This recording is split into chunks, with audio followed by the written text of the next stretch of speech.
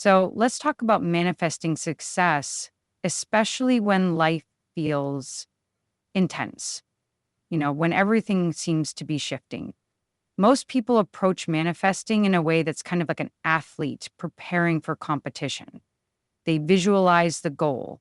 They focus their thoughts really intently. They use willpower to try and overcome any doubt. The idea is to control those internal barriers and align their actions perfectly with achieving success. And if things don't work out, well, they analyze what went wrong, they tweak it, and they try again.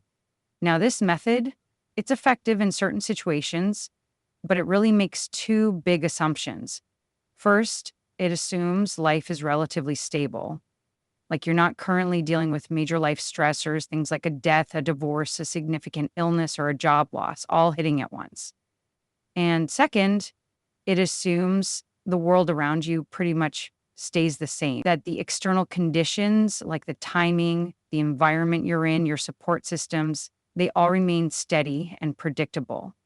But here's the thing. What happens when those assumptions go completely out the window? What happens if the world around you starts to transform rapidly? What if, in the midst of that, deep emotional wounds you thought were healed start resurfacing? What if multiple life stressors do hit you all at once? What if the external world begins to change in ways that profoundly impact you or your loved ones or the very foundation you stand on? How on earth do you manifest success during that kind of intense transformation when everything feels like it's in flux? Well, it requires a different approach, and it starts right here. Start with who you are. In the midst of chaos, you always have access to your essential self, that core part of you that is just being. And you don't need complicated rituals or deep meditations to find it, especially when you're stressed or overwhelmed. Simply try this. Place one hand over your heart and the other over your belly. Just pause. Breathe into that space and just feel your inner spark. Feel your presence, your simple beingness. Think of this as your home base.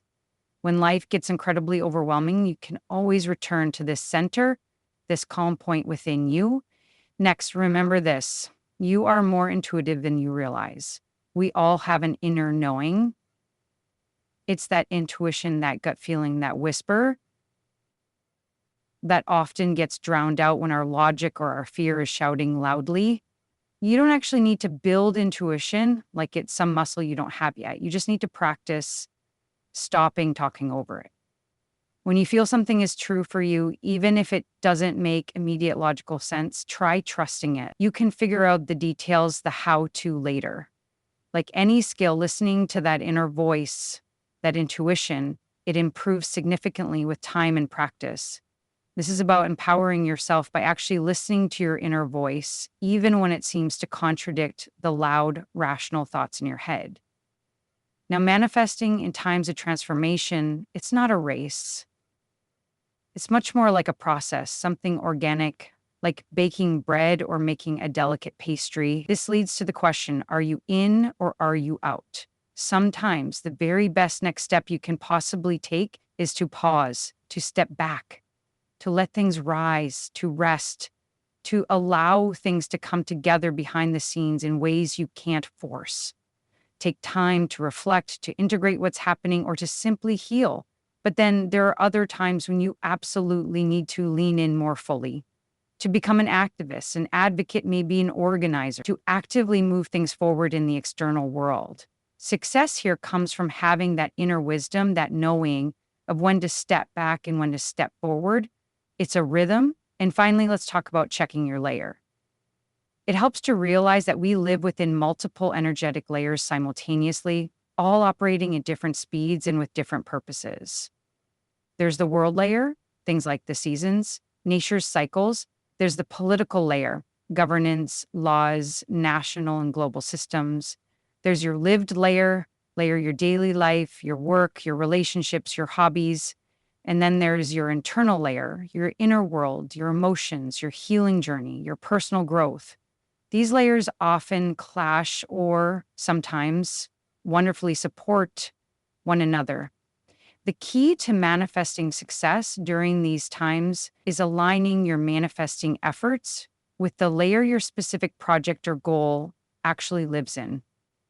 If your goal is deeply internal, maybe it's about healing an old wound or cultivating more self compassion, then for that specific goal, tune out the noise from the political layer or the world layer. It's not relevant to that layer of work.